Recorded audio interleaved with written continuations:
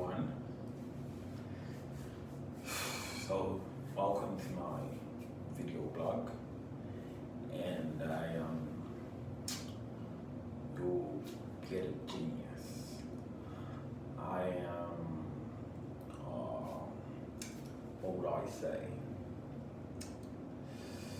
A forex trader, an entrepreneur, an investor, and a bit of a life coach, if you would say. Anyways, this is the beginning of the journey to greatness, is what I would say. I am here to inspire anybody that you can be whatever you want to be. Now, I want to tell you a quick story about my life. I was born into a pretty normal family, pretty typical. I had 2 sisters, last born, only boy, you know how it is. And I used to be I am a very smart kid, and I had a lot of expectations on me, from family, extended and nuclear. And at some point in my life, I always felt like my path was chosen for me because my mom wanted me to be a doctor. My dad wanted me to be an engineer. So when I was finishing high school, which is secondary school from where I'm from, it was like, okay, your path's already chosen for you. So I tried to get into medicine. I didn't get in. Then I tried chemical engineering, and lo and behold, I was taken in, and I just started, doing something that was chosen for me. And I did it for almost 5 years, and at the 5th year, I did something crazy. I dropped out of school. Now, everyone will be like, why didn't you just drop out at the first year, second year? Why did you waste all that time? Well, because when pressure is on you and expectations are on you, you tend to not want to disappoint. So it was more of a case of fear that what would happen. And after years, because I was a very small kid and I was doing not so good in school, and I realized it wasn't that I wasn't smart, because at some point I started to doubt myself. Am I really that smart? Why am I not acing my courses? I was passing. I was just a regular student, I wasn't failing. I was getting B's where everyone get B's. I was getting C's where everyone gets C's, but I was never a high flyer, like they would say. I guess I was just not used to rules and to being, I never used to go and cheat on the example. I don't care how hard that course is, I'm gonna do it myself. And if I fail, I fail. That was my whole concept about school. And it was crazy. Anyways, back to what I was saying. And the 5th year, I just dropped out, and I was talking to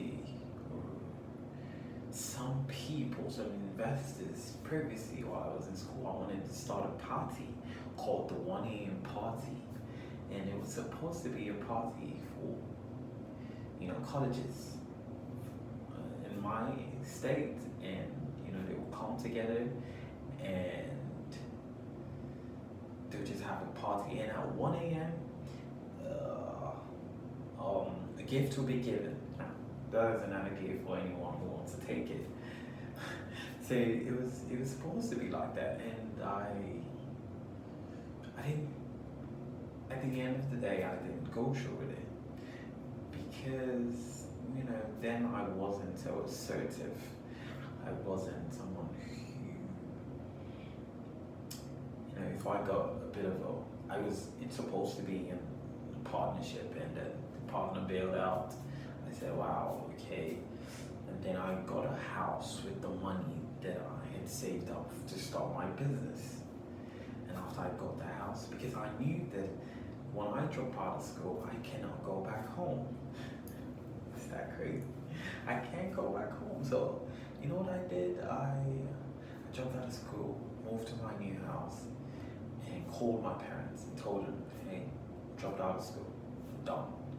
And they told me, oh, that's your life. And you know, it was almost like at that point I was being disowned.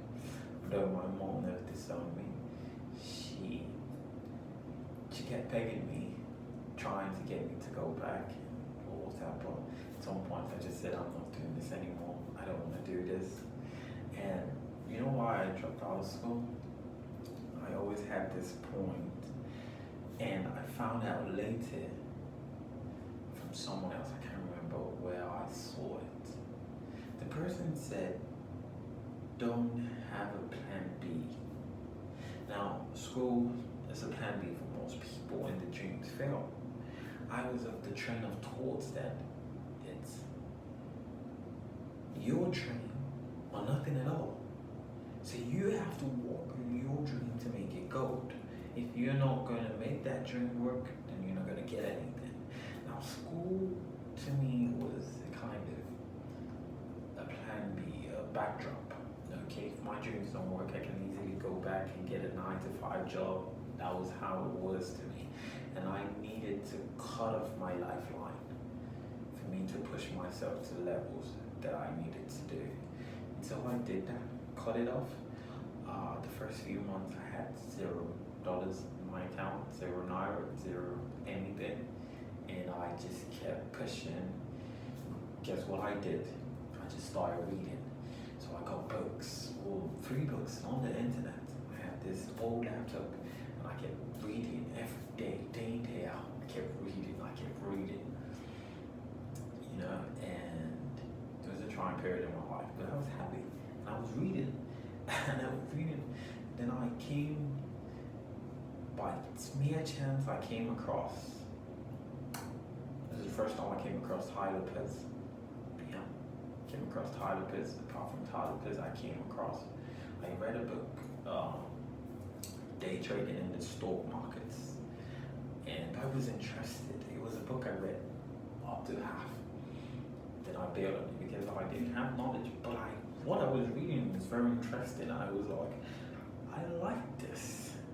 And I know that my dad used to do a lot of buying of shares. He doesn't trade per se, but he was a bit of an investor. So I said, all right.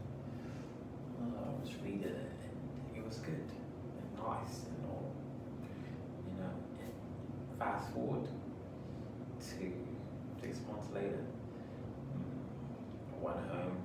My dad told me about a seminar on forex trading, and I went there.